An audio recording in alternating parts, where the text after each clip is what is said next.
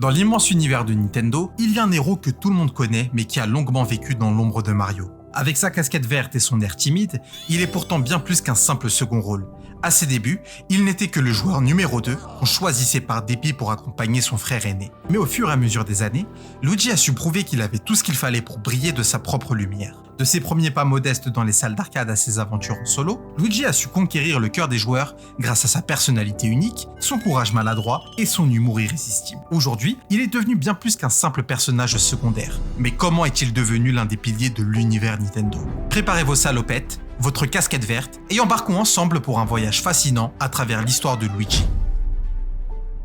Tout commence dans les années 80 lorsque le GOAT Shigeru Miyamoto, alias le boss de Nintendo, trouvera son inspiration pour créer le frère de Mario grâce au jeu d'arcade de Just. Dans cet univers à la fois compétitif et coopératif, les joueurs s'affrontent dans des joutes aériennes en chevauchant des oiseaux géants. Ce concept de gameplay à 2 joueurs donnera à Miyamoto l'idée de remplacer l'arène par des tuyaux où des copains affronteront les 2 frères. Pour exploiter la puissance limitée des graphismes pixelisés de l'époque, il va créer une copie de Mario avec un changement de couleur pour pouvoir différencier les 2 personnages. Et c'est comme ça que Luigi est né. Le vert pour Luigi et le rouge pour Mario. Mais c'est en réalité en 1983, dans un Game & Watch intitulé Mario Bros, qui est d'ailleurs un nom qui fait référence à Brother, que Luigi fera sa première apparition sur les consoles au vu du développement beaucoup plus rapide. Dans ce jeu, l'objectif est très simple. Il consiste juste à veiller à ce que chaque colis soit livré au camion. Quelques années plus tard, Luigi revient sur NES avec Mario Bros. Cette fois, un détail fait toute la différence. Lorsque Mario meurt, Luigi prend le relais avec un look légèrement modifié. Il porte une salopette blanche et verte pour rendre plus facilement la distinction entre les 2 frères. Mais c'est en 1988, avec Super Mario Bros 2, que Luigi commence vraiment à se démarquer. Il n'est plus qu'une simple copie. Il est plus grand que Mario, il est plus mince, Luigi saute beaucoup plus haut que Mario et il glisse un peu plus, ce qui rend son gameplay totalement différent. Ces nouveautés marquent le début de sa véritable identité en tant que personnage à part entière.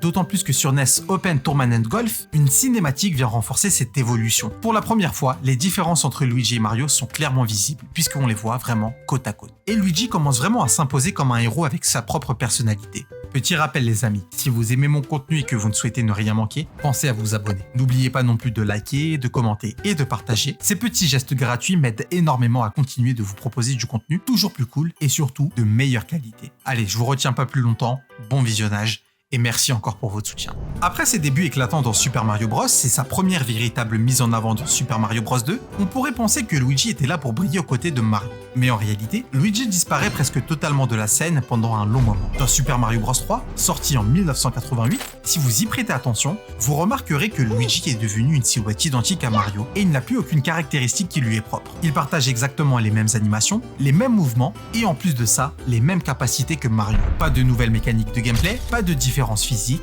C'est comme s'il était de retour à son rôle de joueur 2, celui qu'on choisissait lorsque Mario se faisait éliminer sans réelle identité propre. Et c'est exactement le sentiment que partage la communauté lorsqu'on joue à Super Mario World, puisque Luigi n'est pas présent sur la jaquette de jeu et il est très peu présent dans le jeu, pour au final s'absenter définitivement sur Mario 64.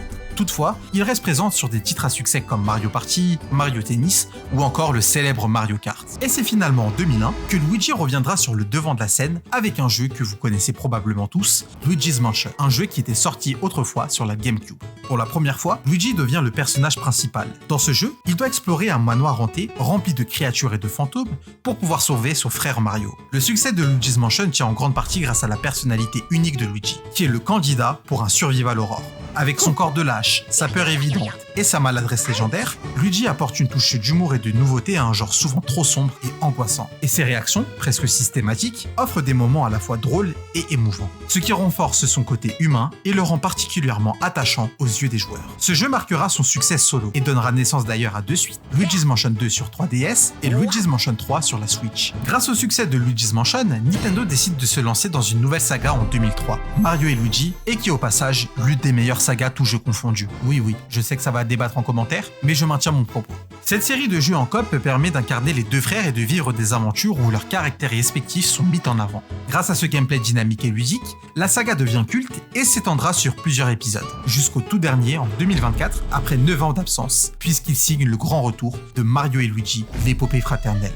Ce qu'il faut finalement retenir est que Luigi a parcouru un chemin incroyable. De simple copie de Mario à ses débuts, il a peu à peu construit sa propre identité. Après des années à évoluer dans l'ombre de son frère, Luigi a prouvé qu'il est bien plus qu'un simple personnage secondaire. Son courage maladroit, son humanité et son humour fait de lui un personnage emblématique de l'univers Nintendo. Il est devenu un pilier à part entière, capable de porter des jeux à son nom et finalement de conquérir des joueurs du monde entier. Alors la prochaine fois que vous choisissez Luigi, rappelez-vous que derrière cette casquette verte se cache un héros à part entière. Une légende qui a su tracer son propre chemin dans l'histoire du jeu vidéo. Merci à tous d'avoir regardé cette vidéo. Si vous avez aimé, n'oubliez pas de vous abonner, de liker et commenter pour me dire ce que vous en avez pensé, mais surtout de partager. Restez bien connectés pour les prochaines vidéos sur les personnages phares de la saga Nintendo et à très bientôt pour de nouvelles aventures dans le royaume champignon. C'était Kevoni, prenez soin de vous, ciao ciao.